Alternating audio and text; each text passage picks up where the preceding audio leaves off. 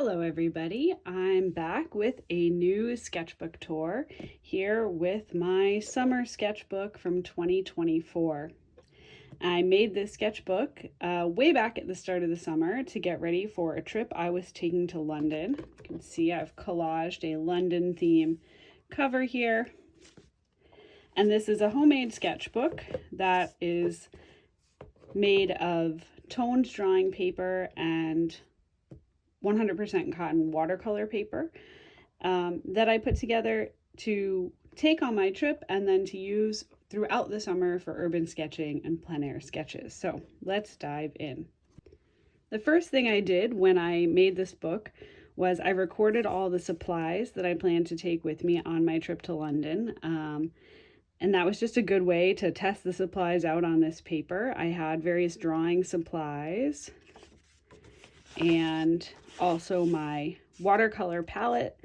So I sketched it out so I would have this for reference here, nice and handy, and just a little record of what my kit was so I could look back on it later. Now, if you've watched some of my previous sketchbook tours, then you know I don't always fill out my sketchbooks in chronological order. So my first sketch in here is not actually from London. It is from a quick trip I made down to Plymouth, Massachusetts to drop off some paintings at a gallery. And while I was there, I walked down to this monument, and the Pilgrim Rock is housed inside that monument. It was a beautiful sunny day, and I sat and sketched using a new to me sketching technique that I'll talk more about later.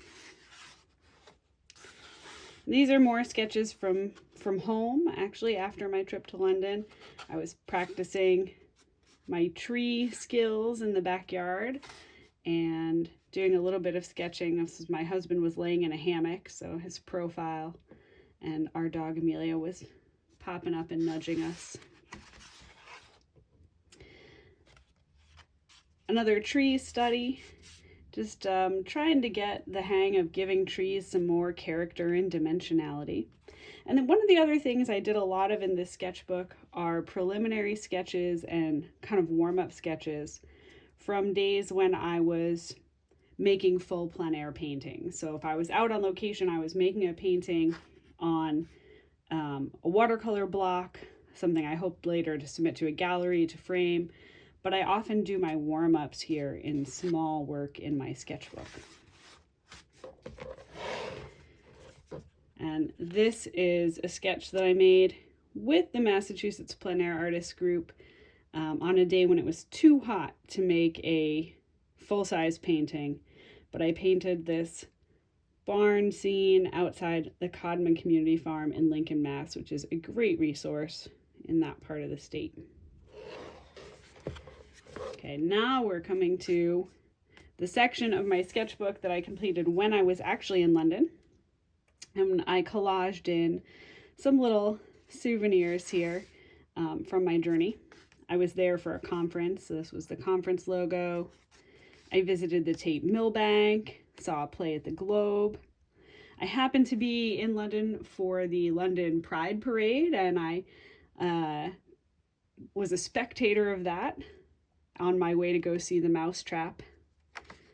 And this creativity, it's what makes us, that was from the brochure at the Victoria and Albert Museum, another stop that I visited.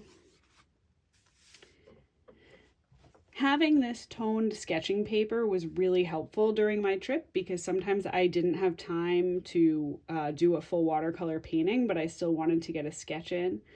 And I liked using the toned paper because it just gives a kind of different feel and helped me practice some different skills. So I love these chimneys that you see everywhere in the UK that you really don't see here. And one morning over breakfast, I was sitting outside at a cafe having breakfast and sketching some chimneys I could see. And this was the underground station closest to the hotel I stayed at when I arrived in London. And this really, the ornate scroll work on here caught my eye. I didn't capture it especially well in this quick sketch, which I did late in the day, but it gave me a good chance to practice the shadows falling over and some perspective on things like the underground sign. This sketch is of the London Peace Pagoda, which is something that I spotted on my first trip to London a year and a half ago. And I was on one of the Thames River boats, and I spotted this massive pagoda on the banks of the Thames, and I didn't know anything about it, but it really enchanted me. And so this year I looked it up and I made a point of going and seeing it up close. And it's located in Battersea Park, which was a beautiful place to visit on a gorgeous summer day. In fact, I wish I'd had more time to spend there, especially at the Old English Garden, where I didn't have time to do a sketch. So next trip to London, Old English Garden. Yeah, this was my first sketch from London this year, and when I came home and showed my husband my sketchbook and turned to this page, he actually laughed at me. I don't think it's that bad. Especially given I was operating on absolutely zero sleep. I took an overnight flight, as people often do, from the East Coast of the US to London. So I flew overnight. I didn't really get any sleep on the plane.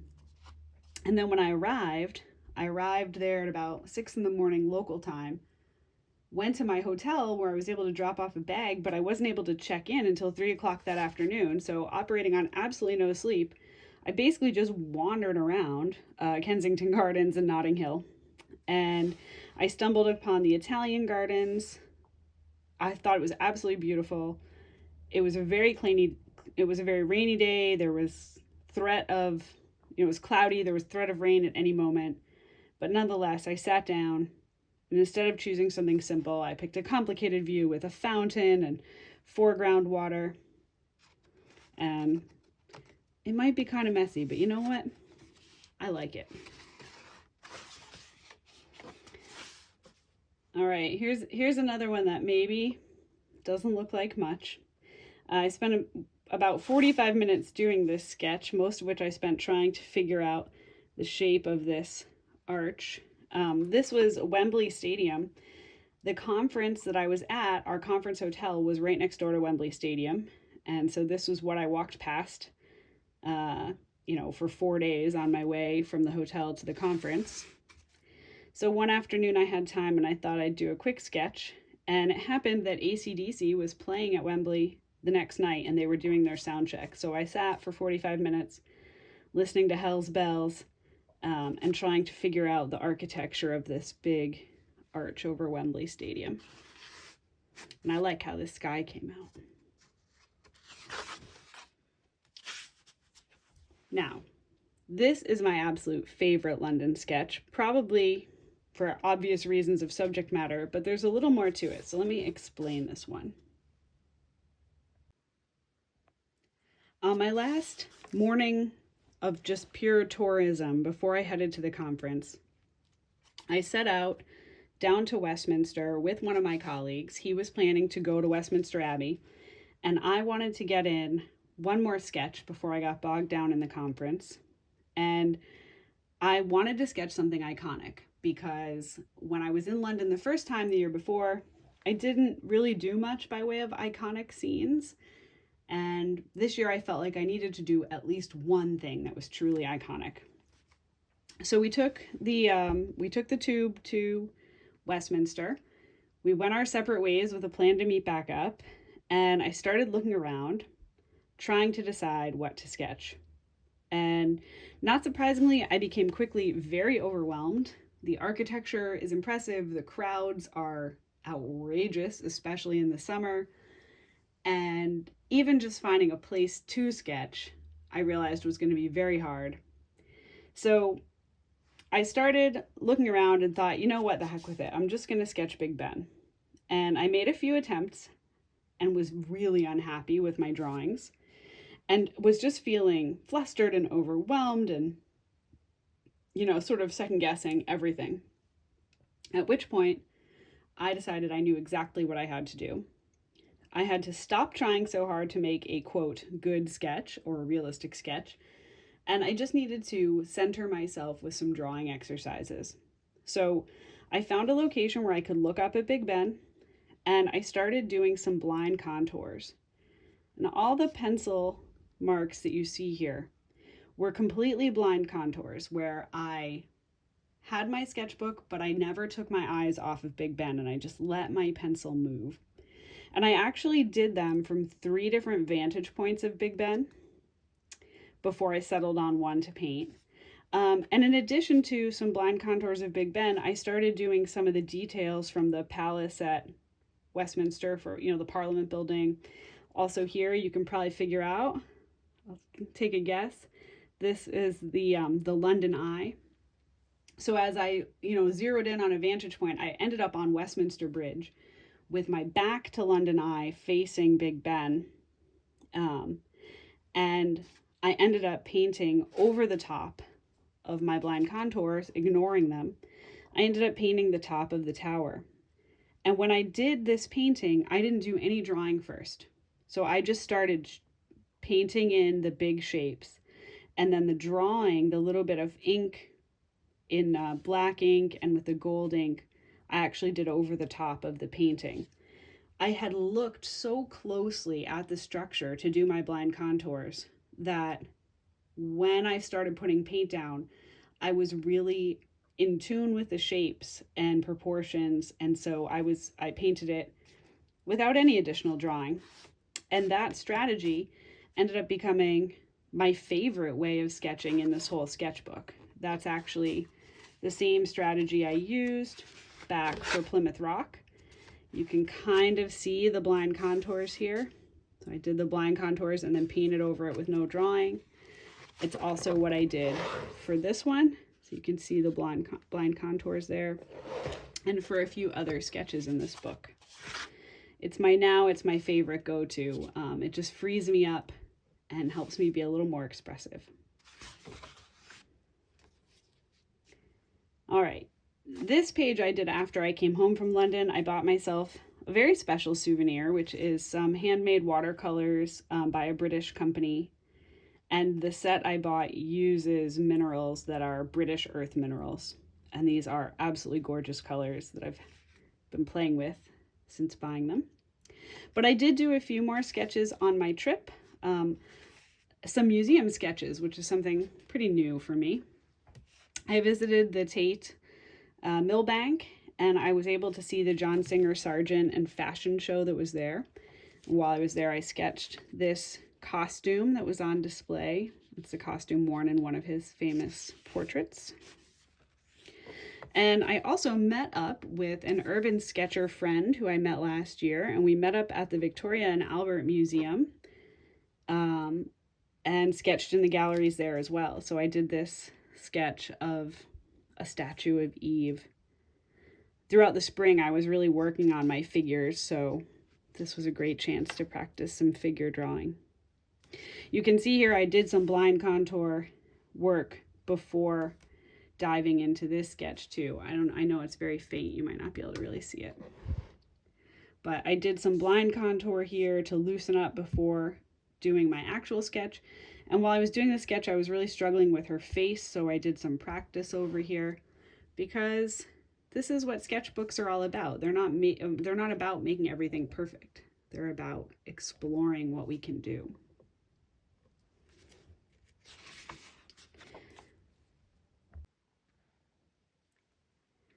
As I mentioned, it was quite a plein air summer for me. After my trip to London, I made it my goal to attend the Central Mass plein air artist groups every Monday. I think I actually did all but one. And the one that I missed was because I had a flat tire, so it wasn't my fault. And so a lot of what's in the rest of this sketchbook are my warm-ups from that. So here I had a value study and a color study from Crystal Brook Farm. I went on to make a painting of that scene that's currently on view at the New England Watercolor Society. Here I was struggling to find a composition at the Acton Arboretum. I kept struggling. I never really found one, but this was some of my efforts. I also, in addition to going out with the plein air groups, I did go out on my own whenever I had a chance. So this is a local monument, Bancroft Tower, here in Worcester. And you can see my blind contours hiding under there. I used my same new strategy of blind contour and then direct watercolor method. I'm really happy with this painting. It's one of my favorites. Besides Big Ben, this is probably my next favorite in this sketchbook. Right, and as you can see, I don't worry about messing up pages in my sketchbook. There are going to be pages that aren't perfect, that aren't showpieces. That's what sketchbooks are all about. I did this one at a local historical museum called Old Sturbridge Village. One of my real challenges of the summer was getting comfortable painting scenes with water. So I went ahead and attempted a scene with a reflection. And I don't know how I feel about that one. It's a little messy. I did come home and work more on how this inspired me to do a lot of study sessions on water and reflection. So it was a good experience to have. This one was a very, very quick sketch. My husband and I were on a bike ride and he gave me 25 minutes to sketch a scene. So we were in Newburyport, Massachusetts, and that was a view in a wildlife refuge.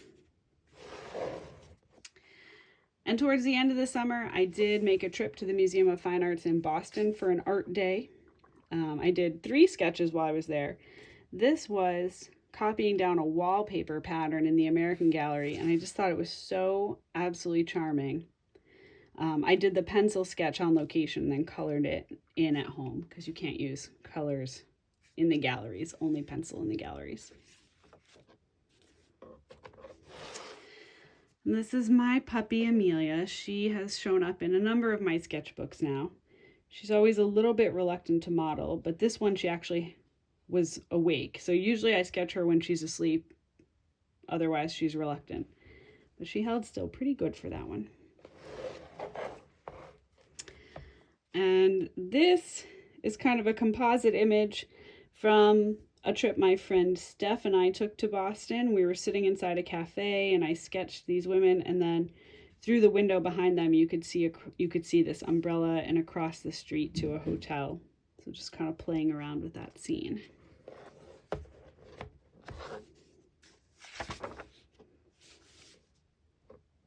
And I really don't go in order with these sketches, as we're seeing. So this one is also from the trip to Newburyport.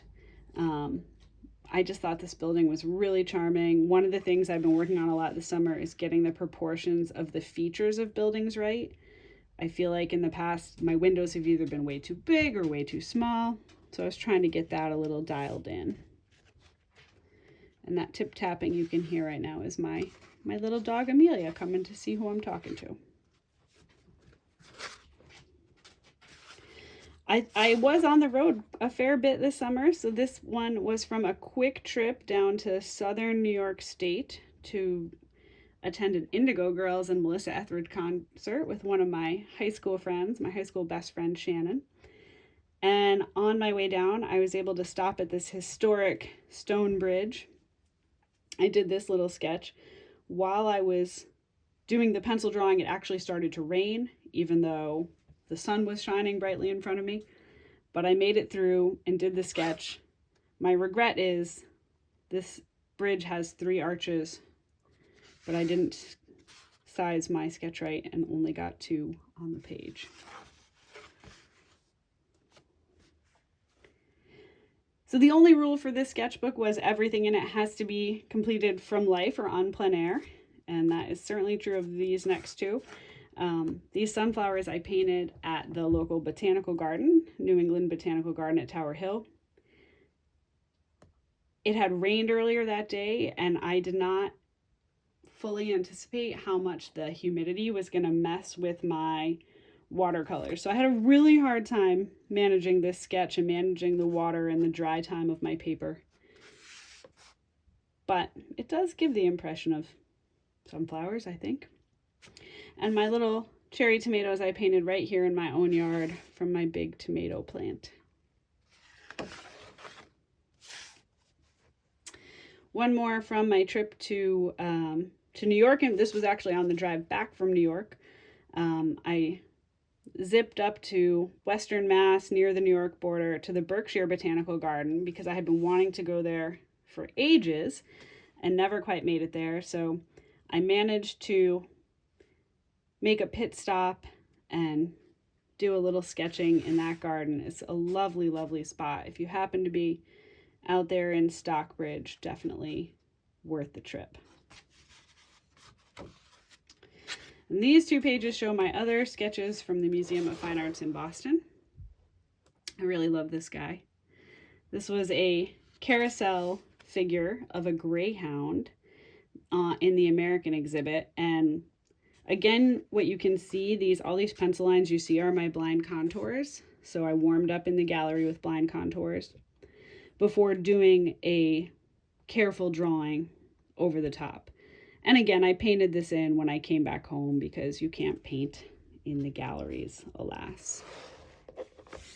And this one I did inside the MFA. It was a door from a historic home that has been transported and put inside the museum. And I really loved that transom window, which sort of looks like, flower petals, maybe even a zinnia flower.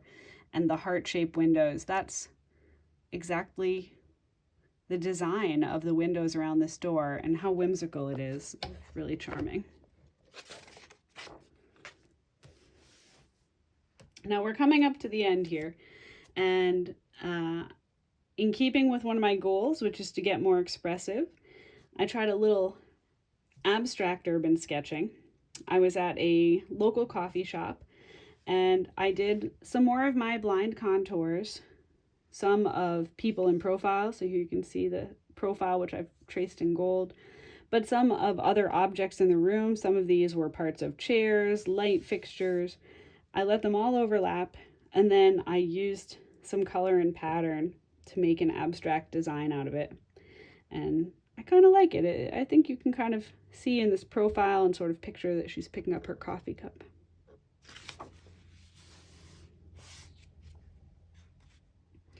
These studies were from the end of my plein air summer, a competition I competed in Arlington, Massachusetts, on a day when we were only allowed to use water media and it poured the entire day. So I was painting in a tent. I worked out some compositional sketches here and settled on a variation of this top value study. I did a quick ink drawing, which I quickly abandoned and decided I just needed to go to my real paper for better or worse. And I worked on some variations on this for my painting.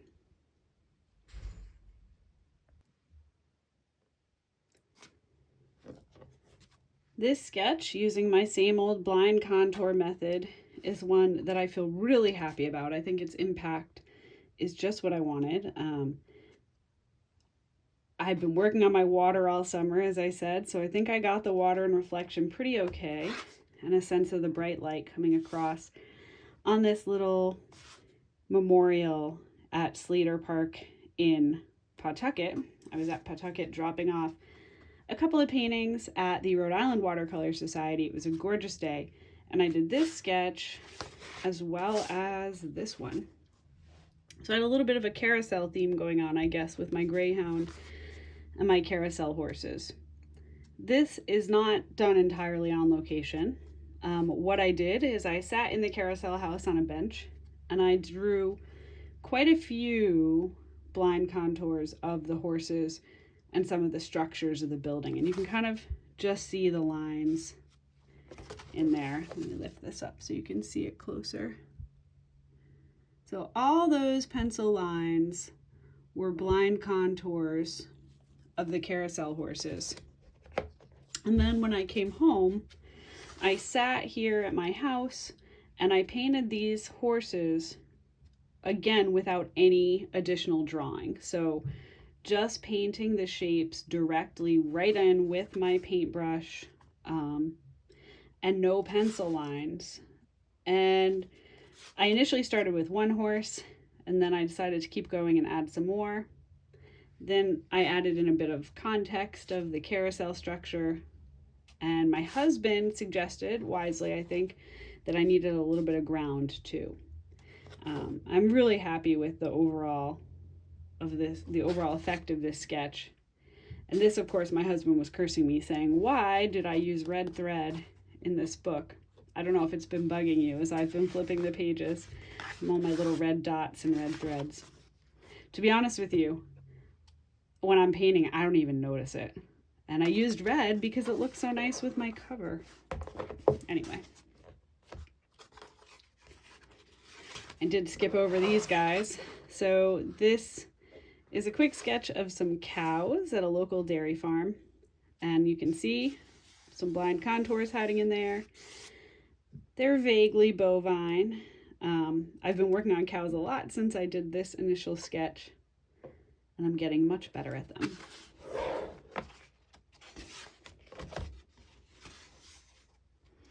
A little bit more backyard sketching here with my zinnia, and I was playing around with some mixed media here. So you can see my pencil lines of the blind contour.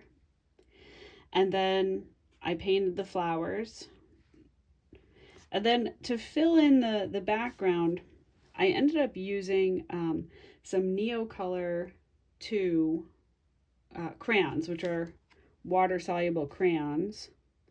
And then I also put in some of the darks and these other lines with oil pastel, which is rubbed off. Unfortunately, I didn't seal it right away. I have sealed it since, but it's still rubbing off a little.